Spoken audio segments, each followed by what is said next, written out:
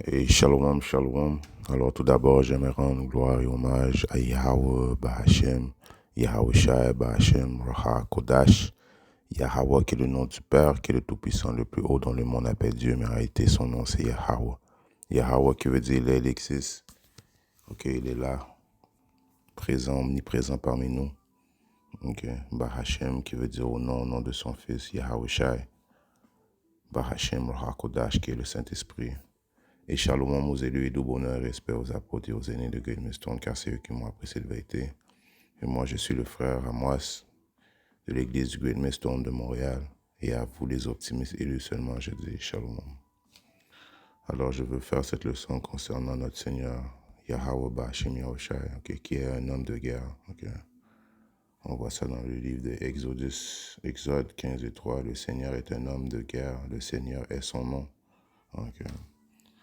Il est un homme, ça veut dire comme une énergie masculine. Juste pour prouver ça, on va aller voir dans le livre en hébreu, dans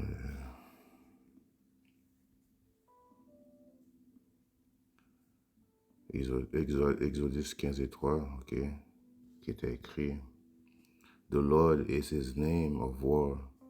The Lord is a man of war. The Lord is his name. Donc le Seigneur est un homme, de guerre. The Lord is his name. Le Seigneur est son nom, Yahweh Ba'Shem Yahushai. Et qu'on va voir la définition du mot homme. Strong's 376. Ish. Ish. La vraie prononciation, c'est Ayash. Ayash.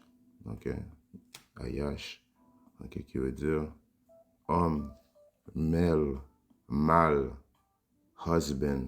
Donc, Yahbashim Asha est une énergie masculine, une force masculine, référence à un homme, Donc, il y a notre Seigneur Yahbashim Asha, comme que je disais, les chrétiens qui le décrivent comme il n'était pas un pouvoir qui pourrait, à quelque part, faire des destructions massives, un homme, ils le décrivent comme un homme de paix, qui vient caresser tout le monde, il ne serait pas capable de destruction. Pourtant, ce n'est pas le cas. C'est un pouvoir de destruction, c'est le pouvoir absolu de la destruction. Il amène la colère, il juge. La vie et la mort est entre ses mains. En réalité, ces gens qui décrivent le Seigneur en tant qu'une force d'amour seulement, ne lisent pas la Bible. En réalité, ils ne connaissent pas la Bible, ne connaissent pas le Seigneur, Yahweh, ses intentions. Et très bientôt, très prochainement, ils vont se rendre compte ils vont s'en apercevoir que Yahweh est un homme de guerre.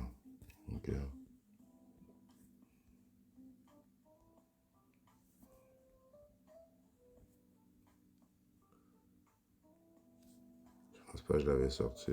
Je vais sortir Exode 15 et 3. Le Seigneur est un homme de guerre. Comme on a vu le mot homme, qui ne veut pas dire dans ce contexte-là homme et femme. Non, il est une force masculine. Référence à un homme. Le Seigneur est un homme de guerre et le Seigneur est son nom. Donc, il va y avoir beaucoup de surprises sur la terre très prochainement. Parce que les chrétiens décrivent notre Seigneur, notre pouvoir, Yahweh Shimashai, comme une force passive, une force relaxe, qui est prête à tout pardonner. C'est pour ça qu'eux, ils vivent dans le péché, pensant que Yahweh Shimashai va tout les pardonner. Je peux être un homosexuel, je peux faire tout ce que je veux. Le Seigneur, le Dieu de la Bible, c'est un Dieu pardonnant. Alors ils vont s'en apercevoir très prochainement que Yahweh Shimashai est un homme de guerre. Il vient faire la guerre avec les impies sur la terre, principalement qui sont l'homme rouge, l'homme blanc, et tous ceux qui vivent leur vie dans le péché, vont devoir faire face à la colère de Yahweh Shimashai. Et en ce temps, vous allez réaliser avec qui vous allez avoir affaire. Dans le livre de Matthieu.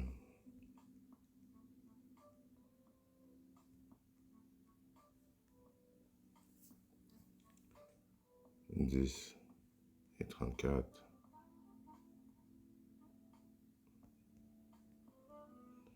Ne pensez pas que je sois venu donner la paix sur la terre. Je ne suis pas venu donner la paix, mais une épée.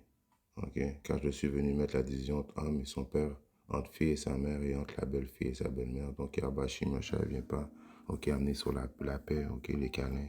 Tous ceux qui attendent à avoir des câlins, de la part de Yabashi Masha, venant avec des câlins, pensant que tous vos péchés sont pardonnés, vous allez avoir des surprises.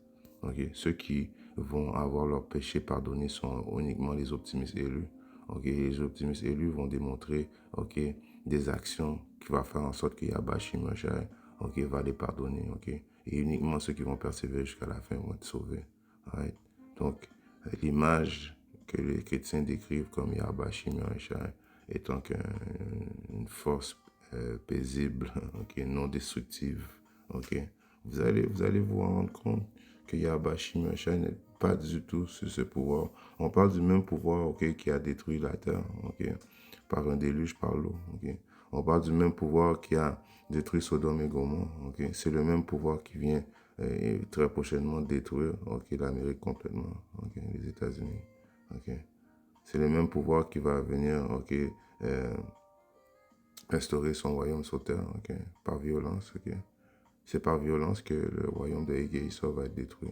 La même façon qu'il a été acquis, c'est la même façon par violence il va être détruit. Et Yabashi Masha, comme il est écrit à Matthieu 17, 34, ne pensez pas que je sois venu donner la paix sur la terre. Je ne suis pas venu donner la paix, mais une épée. Non seulement ça, car je suis venu mettre la division entre l'homme et son père. Donc Yabashi Masha vient mettre la division entre l'homme et son père, entre sa belle entre la fille et sa mère, et entre la belle-fille et sa belle-mère.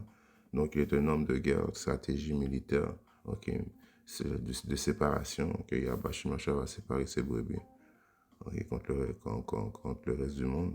Et tous ceux qui ne sont pas les brebis, les élus de Yabashi Masha, vous allez devoir faire face au jugement de Yabashi Masha, qui est un homme de guerre, qui vient faire la guerre sur terre. Dans le livre de Cathésdras, et on commence à 1. Ça, c'est une vision de Esdras qui a eu sur notre Seigneur Yahawashi Yahusha. Il est écrit: après 7 jours, je vis un songe durant la nuit. Voici un vent se levant de la mer pour agiter sur les flots. Right? Et voici que le vent faisait sortir du cœur de la mer comme la forme d'un homme. Alors, Yahawashi Yahusha qui va venir de l'espace. Right? Quand on parle de la forme de la mer, on voulant dire de l'espace. Et que l'homme, lui-même, volait avec les nuées. Alors, il vient avec son véhicule céleste. Et en passant, la NASA a vu dernièrement, même la POTA a fait une vidéo de ça dernièrement, la NASA sont en train de paniquer parce qu'ils sont en train d'apercevoir des vaisseaux spatials qui se dirigent vers nous. Et d'après leur estimation, le vaisseau spatial est à peu près la moitié de la grandeur du Soleil. Right? Alors, mais Yahawashi Masha nous avait dit à nous, les optimistes élus, de ne pas s'effrayer quand on allait entendre et voir des signes dans le ciel. Uniquement les païens doivent s'inquiéter de ça. Right? Parce que les païens voient ça venir comme leur destruction pour eux, mais nous sommes contents sachant que Yahawashi Masha est en train de exaucer les prophéties déclarées depuis même que le monde existe, qu'il allait venir délivrer ses optimistes élus par le bienfait des véhicules célestes avec ses anges. Right? Alors on lit encore à Cathésdras 13 et 3. Je vis et voici que le vent faisait sortir du cœur de la mer, de l'espace, la forme d'un homme, right? Une énergie masculine, et que l'homme lui-même volait avec les nuées du ciel. Il tournait son visage pour regarder et tout tremblait sous son regard. Alors tout le monde, quand il va démontrer son visage, va dévoiler son visage, tout le monde va avoir peur, parce que il va être une apparence, je dis ça en tant qu'homme, mais très terrifiante, très terrifiant, très fâché. La journée de vengeance est dans son cœur. Il attend cette journée-là depuis longtemps. Et le monde, quand ils vont s'apercevoir de lui, ils vont avoir peur. Juste pour complémenter ce précepte, on va aller dans le livre de Apocalypse. 1 et 7, il est écrit. Voici, il vient avec les nuages, ok? Et tout œil le verra, ceux aussi qui l'ont percé, et tous les descendants de la terre se lamenteront à cause de lui, qu'ainsi en arrive. Aman, ok, donc, ok, il vient avec les nuées encore, ouais, qui démontrent les véhicules célestes, ok? Et ceux aussi qui l'ont percé, ça c'est un précepte de réincarnation, de régénération, que même ceux qui étaient là, ceux qui l'ont percé, quand il a marché sur la terre, vont être les mêmes qui vont être de retour, quand il va revenir, ok? Et tous les descendants de la terre se lamenteront à cause de lui. Amen. Parce qu'ils vont avoir peur. Ok, ils vont réaliser qu'il n'était pas un pouvoir uniquement d'amour. Oui, il est un pouvoir d'amour. Oui, il est un pouvoir d'amour. Mais il est un pouvoir de balancement aussi. Parce que l'amour qu'il va amener, c'est la délivrance pour ses optimistes élus. En même temps, il amène la destruction. Donc, son amour va être prouvé. Il va démontrer son amour pour ses optimistes élus en amenant la délivrance. Et l'autre balancement, il va amener la destruction à l'impie. Okay? Ceux qui les 2 tiers de notre nation qui n'ont pas voulu repentir, les 70 Israélites, les 70 Négro-Latinos, les 70 Amérindiens, right, qui veulent vivre, qui veulent continuer à faire leur tête dure, qui ne veulent pas repentir, Yahabashi Moshe, vont devoir payer le prix. Et tous les restants des païens vont devoir payer, okay? Principalement avec Issa. Et les autres nations aussi. Right? Vous allez être pris et mis en captivité. Les survivants, vous allez être pris et mis en captivité. Ok, on dit souvent que, bon, il y a des camps israélites qui disent que, bon, oui, les païens, ok, il va y en avoir dans le royaume, mais vous allez être en dessous de nous. Ok, c'est pas comme s'il va pas avoir aucun païen, qu'il va juste avoir des Israélites sur la terre. Non, on a besoin de main-d'œuvre, ok, on a besoin d'esclaves, ok. Vous allez être en dessous de nous, ok. Est-ce que vous allez prendre part du, comment on dit, covenant, ok, je veux dire l'entente que Yahabashi Moshe a pris avec nous, ok, qui amène la vie éternelle, ok, les pouvoirs spirituels et toutes ces choses-là. Non, vous n'allez pas prendre part de l'alliance, mais vous allez être sur la terre. Il va y avoir des païens sur la terre, ok. Et que Issa va vivre pendant 1000 ans, après et que Issa va être détruit, mais vous allez être sur la terre, ok. Vous allez nous servir sur la terre.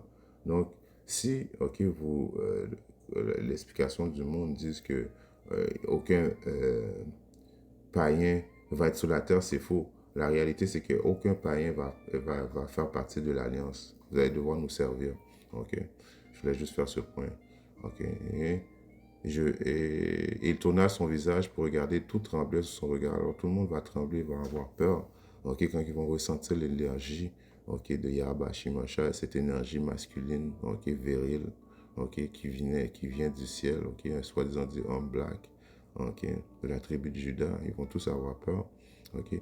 Partout parvenait la voix sortie de sa bouche. Or, tous ceux qui l'entendaient s'enflammaient comme se liquéfie la cire au contact de feu, right? Les lasers, ok? Une concentration de feu, ok, qui va sortir de la bouche des chariots. Ok, après cela, je vis, voici une multitude d'hommes se rassemblaient, innombrables, de 4 vents du ciel, pour soumettre par les armes l'homme qui était monté de la mer. Alors on vous dit toujours que Yahabashi Moshe va venir dans le milieu de la 3e guerre mondiale pendant que les hommes sont en train de se battre l'un l'autre. Et ils vont arrêter de se battre l'un l'autre pour essayer de se combattre contre notre Seigneur et Sauveur. Pourquoi? À cause qu'il est un homme de guerre, il vient faire la guerre avec eux. Ok? Je vis, voici, il se tailla une grande montagne et s'envola sur elle. Moi, je cherchais à voir la région, l'endroit d'où avait été taillée la montagne, je ne pouvais plus. Alors, cette montagne qui est une définition du soucoupe spatiale mère, dans laquelle Yahusha va être dedans, ok? Et on croit que ces soucoupes spatiales mère, ok? Les autres chariots peuvent être dedans, ok, aussi. Mais elle est tellement grande que Ezra ne pouvait pas voir le début et la fin, ok? Et ça vient de confirmer un peu qu'est-ce que les scientifiques de NASA ont vu, ok? Ils ont vu un chariot tellement grand qu'il est plus grand que les États-Unis, ok? Je pense que, comme il a dit, c'est la moitié de la taille du soleil, ok?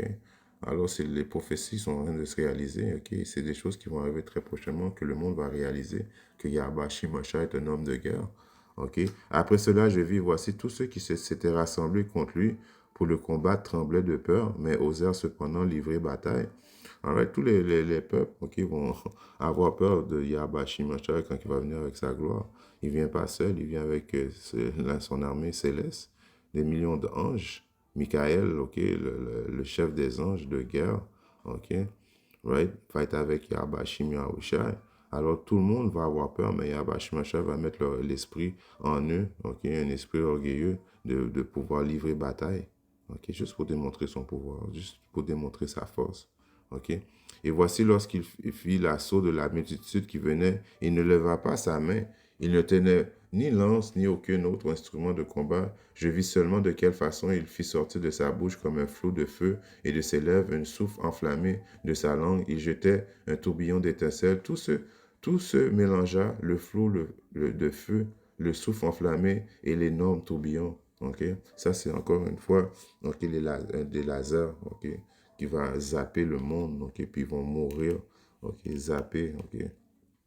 Quand que je dis zapper, ok, comme on voit dans les films, ok, c'est quoi les rayons laser font, ok, quand ils touchent le monde, ils deviennent en poussière. À peu près un genre de scénario comme ça, Yabashi Masha va faire. Cela s'abattit sur l'assaut de la multitude qui était prête à livrer bataille et les consuma tous, si bien que soudain, de cette multitude innombrable, on vit plus que poussière de cendre avec une odeur de fumée. Et je vis et fus saisi de stupeur. OK? Right? Alors même, OK, Esdras qui a vu ce scénario-là, Esdras qui est un optimiste élu, qui est un élu, OK, a eu peur, OK, parce que c'est une scène terrifiante, OK. On essaie de vous expliquer le plus possible, de mettre des contextes, de vous faire comprendre qu'il y a Bachimacha vient pas niaiser, OK. Nul ne sait vraiment OK, comment, qui va venir, OK, de quelle grandeur, whatever. Mais il va venir, OK, d'une allure terrifiante. Il ne va pas nous rencontrer en tant qu'homme. Il va nous rencontrer en tant que force angélique, très fâché. OK? Et on a vu qu'il ne va même pas vraiment faire du corps à corps et puis commencer à se battre. OK? Il va juste les zapper. OK? OK? Par les rayons. OK? Les rayons laser qui sortent des chariots, des chariots des véhicules célestes. OK? Apocalypse 18 et 21.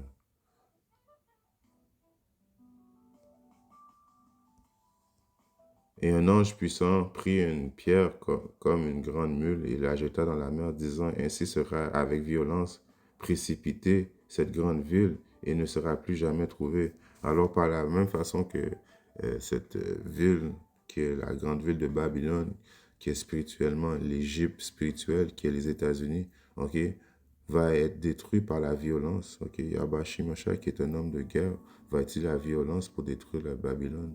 Et Yabash Masha, qui est un homme de guerre, va utiliser la violence, ok, pour rentrer en jugement avec toute chair, ok.